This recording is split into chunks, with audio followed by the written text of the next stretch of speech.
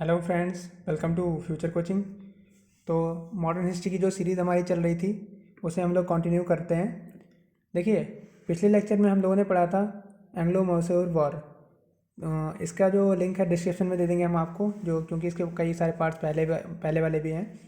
तो देखिए, उसके बाद कुछ इंपॉर्टेंट इवेंट्स हुए थे जो मैसूर वॉर में, वो देख लीजिए आप। ऐसा हुआ था कि जो थर्ड मैसूर वॉर हुई थी, आपको पता है 4 मैसूर वॉर हुई थी, तो थर्ड वाली जो हुई थी जिसमें टीपू सुल्तान ने लड़ाई करी थी, उसमें टीपू सुल्तान हार गया था। तो उसने अपने जो 2 बेटे थे वो अंग्रेज़ी लोगों को दिए थे, और बाद में उसके अलावा 2 करोड़ रुपए भी लगभग दिए थे। ठीक है। और जो फोर्थ मैसूर वॉर हुई थी उसमें तो टीपू सुल्तान मर गया था, आपको पता है, अपनी कैपिटल को बचा रहा था सेरिंगापट्टम को, उसे बचाते बचाते वो मर गया था। तो उसके बाद वोदिया डायनेस्टी जो थी वहाँ पे आ गई थी, दोबारा से रीस्टोर हो गई थी। पहले वहाँ पे वोदिया डायनेस्टी थी मैसूर में, लेकिन वो ख़त्म हो गई थी किसी वजह से, तो वोदिया डायनेस्टी दोबारा से आ गई थी। हुआ कैसे था कि वोदिया डायनेस्टी का एक जो राजा था वो 3 साल का मतलब बच्चा था एक तरीके से। तो 3 साल का बच्चा था, अंग्रेज़ लोगों ने क्या किया कि उस 3 साल के बच्चे से साइन करवा लिया सब्सिडरी अलायंस पे, और सीधे उनको अपने अंडर कर लिया। ठीक है। और क्योंकि वो तो उसका पॉपर्टी हो गई एक तरीके से, तो वो दिया डायनेस्टी दोबारा से रिस्टोर हो गई वहाँ पे। ठीक है। अब देखिए, अब हम लोग पढ़ेंगे रेगुलेटिंग एक्ट, कुछ टाइप के एक्ट। अब एक चीज़ ध्यान रखिएगा, जितने भी एक्ट हो आ रहे हैं अभी, ठीक है, तो पहले इंडिया में कोई पाया वो तो थी नहीं पार्लियामेंट, तो वो पास होते थे ब्रिटेन की, मतलब इंग्लैंड की पार्लियामेंट में। तो रेगुलेटिंग एक्ट ऑफ 1773 कहाँ पे पास हुआ था? इंग्लैंड की पार्लियामेंट में। इसमें एक न्यू पोस्ट बनाई गई थी, गवर्नर जनरल ऑफ बंगाल। ठीक है। और कौन बनाया गया था governor general of Bengal? Warren Hastings बनाए गए थे। ठीक है। तो और इसमें डुअल सिस्टम जो शुरू हुआ था, आपको पता है, पहले डुअल सिस्टम शुरू हो गया था, दीवानी और निज़ामत वाला। खर्चा कोई और, रेवेन्यू कोई और लेगा, और पब्लिक की सेफ्टी वगैरह कोई और ध्यान रखेगा। तो उस डुअल सिस्टम को फिनिश कर दिया गया। और वारेन हास्टिंग को आप कौन कौन रिपोर्ट करेंगे? मद्रास के गवर्नर, बॉम्बे के गवर्नर वारेन हास्टिंग को रिपोर्ट करेंगे, क्योंकि ये मेन गवर्नर जनरल बन गए थे बंगाल के। इसका हेडक्वार्टर रखा गया था कलकत्ता में, और कलकत्ता को ही कैपिटल रखा गया 1911 तक। आपको पता है उसके बाद दिल्ली जो था कैपिटल बन गया था। ठीक है। अब आते हैं लॉर्ड कॉर्नवालिस। लॉर्ड कॉर्नवालिस के कार्यकाल में क्या क्या हुआ था? इन्होंने क्या किया था, परमानेंट सेटलमेंट कराया था इन 1793 में। 1793 में परमानेंट सेटलमेंट। इसमें क्या था कि जो किसान लोग हैं उनको, उनके लिए इन्होंने एक रूल निकाला था कि जो उनके लिए एक टैक्स जो था परमानेंट कर दिया था कि इतना ही टैक्स आपको देना है। बार बार उसमें कोई चेंज नहीं हुआ कि अभी इतना दो, अगली बार इतना दो।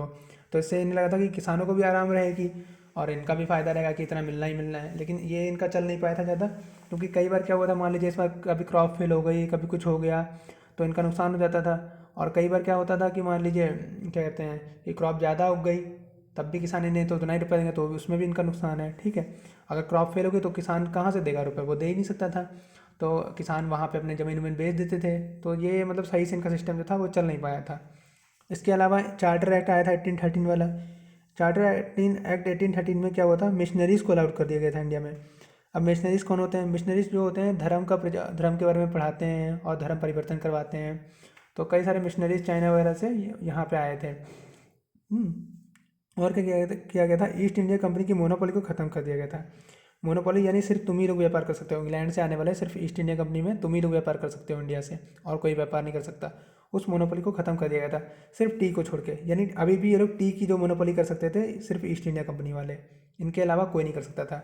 लेकिन जो चार्टर एक्ट था 1833 वाला, उसमें ये भी ख़त्म हो गई थी। देखिए, गवर्नर जनरल ऑफ बंगाल को क्या चेंज कर दिया गया, गवर्नर जनरल ऑफ इंडिया में चेंज कर दिया गया। यानी जो गवर्नर जनरल ऑफ बंगाल थे उस टाइम विलियम बेंटिक थे, तो इनके पास एक नोटिस पहुंचा और कहते हैं कि आज से आप जो है सिर्फ बंगाल के ही नहीं पूरे इंडिया के गवर्नर जनरल हैं।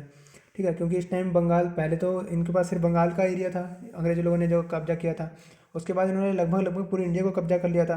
तो इसीलिए इन्होंने पोस्ट को चेंज करके क्या कर दिया, गवर्नर जनरल ऑफ इंडिया। तो लास्ट, अब ये जो विलियम जो बेंटिक थे उस टाइम ये किसकी तरह काम कर रहे थे? ये गवर्नर जनरल ऑफ बंगाल की तरह वर्क कर रहे थे, इन्हीं को गवर्नर जनरल ऑफ इंडिया बनाया गया। तो देखिए, ये last governor general of Bengal हो गए क्योंकि इनकी पोस्ट चेंज कर दी गई, और first governor general of India हो गए। ये चीज़ ध्यान रखिएगा। आगे देखिए, हाँ, टी मोनोपोली फिनिश हो गई थी, ये तो मैंने आपको बता ही दिया था। आगे देखिए, विलियम बेंटिक। विलियम बेंटिक के कार्यकाल में क्या हुआ था? देखिए, एक काम इन्होंने बहुत अच्छा किया था, इन्होंने सती प्रथा जो थी इंडिया में 1829 में ख़त्म करवा दी थी। सती प्रथा में क्या होता था, अगर कोई औरत है और उसका हस्बैंड मर जाता है, तो उसके हस्बैंड की चिता के साथ साथ उसको भी उसी में जलना पड़ता था, चिता में ही। अगर वो मना करती थी तो लोग उसे ज़बरदस्ती अपने हस्बैंड की चिता में फेंक देते थे। मतलब बहुत ही बेकार रूल था इंडिया का ये। बहुत ही बेकार जो भी परंपरा है या कुछ भी कह लो, बहुत बेकार परंपरा थी, तो उसे इन्हें विलियम बेंटिक ने ख़त्म करवाया। उसके अलावा इन्होंने ठगी भी ख़त्म करवाया, एक ठगी कैंपेन चलाया था उन्होंने, उसे भी ख़त्म करवाया। लोग उस टाइम ठगते बहुत थे, मार काट मचाते थे, उसको भी इन्होंने ख़त्म करवाया। और जो चार्टर एक्ट है 1833 का, इसे हम लोग सेंट हेलेना एक्ट भी बोलते हैं 1833, ये आप पॉइंट ध्यान रखिएगा, ठीक है। और देखिए 1835 में विलियम बेंटिक ने ही इनको भेजा था लॉर्ड मैकॉले को, जिन्होंने पूरे इंग्लिश मीडियम सिस्टम को, मतलब पूरे सिस्टम को, एजुकेशन सिस्टम को इंग्लिश मीडियम में चेंज किया था। आप देखेंगे कि इंडिया में इंग्लिश मीडियम का जो फादर है वो कौन है, तो वो लॉर्ड मैकॉले आएगा, लेकिन उनको भेजने वाले विलियम बेंटिक ही थे। तो ये सब इनके कार्यकाल में हुआ था। अब आ जाइए मेन, बहुत ही मेन, डलहौजी। लॉर्ड डलहौजी 1848 से 1506 तक इनका कार्यकाल चला था, ठीक है। इन्होंने क्या किया था, इंपीरियल कॉलेज ऑफ इंजीनियरिंग बनाया था रुड़की में, आईआईटी रुड़की जिसे आज हम लोग जानते हैं, ये फर्स्ट कॉलेज था इंजीनियरिंग का, तो ये इन्होंने बनवाया था, मतलब इनके कार्यकाल में बना था। और इन्होंने क्या किया था कि पब्लिक वर्क्स का डिपार्टमेंट जो था अलग कर दिया था, यानी पीडब्ल्यूडी को अलग कर दिया था। जो पीडब्ल्यूडी जो आपको पता है रोड वगैरह बनाते हैं, इलेक्ट्रिसिटी वगैरह, जो पब्लिक के वेलफेयर के लिए काम करते हैं, पब्लिक का कोई भी काम होगा जो वो करवाते हैं, उस डिपार्टमेंट को इन्होंने अलग कर दिया था। दूसरी बात, इन्होंने कनाल बनवाई थी, गंगा यमुना के आसपास कनाल बनवाई थी, ताकि इरीगेशन सिस्टम जो है वो अच्छा हो पाए। और इनके कार्यकाल में दो चीज़ें बहुत ही अच्छी हुई थी। एक, पहली बार रेलवे लाइन आई थी इंडिया में, फर्स्ट 1853 में, मुंबई से थाने तक चली थी ये। दूसरी, पहली टेलीग्राफ लाइन भी इनके कार्यकाल में आई थी 1853 में, आगरा से कलकत्ता। फिर उन्होंने एक पॉलिसी लाई थी, डॉक्ट्राइन ऑफ लेब्स। ये बहुत ही मतलब बेकार पॉलिसी थी। इसमें क्या था कि अगर कोई राजा रानी है, उनका कोई बच्चा नहीं है, तो वो जो है उसका राज लेप्स हो जाएगा और ब्रिटिशर्स के अंडर आ जाएगा।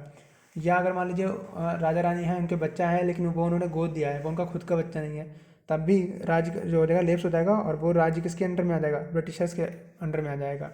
इसी तरीके से इन्होंने झांसी, अवध और भी कई सारे राज्य हड़पे थे, तो इसी वजह से झांसी वाली रानी ने जो थी इनसे लड़ाई भी करी थी। आपको पता है वो कहानियाँ, पोएम आपने सुनी होगी, चमोकुटी सन 57 में वह तलवार पुरानी थी, खूब लड़ी मर्दानी भा तो झांसी वाली रानी थी। तो वो आप पोएम पढ़ लीजिएगा एक बार, अगर आपको नेट पे मिल जाएगी, बहुत ही अच्छी पोएम है वो। अगले लेक्चर में हम इसके आगे का टॉपिक पढ़ेंगे। Thank you and have a nice day.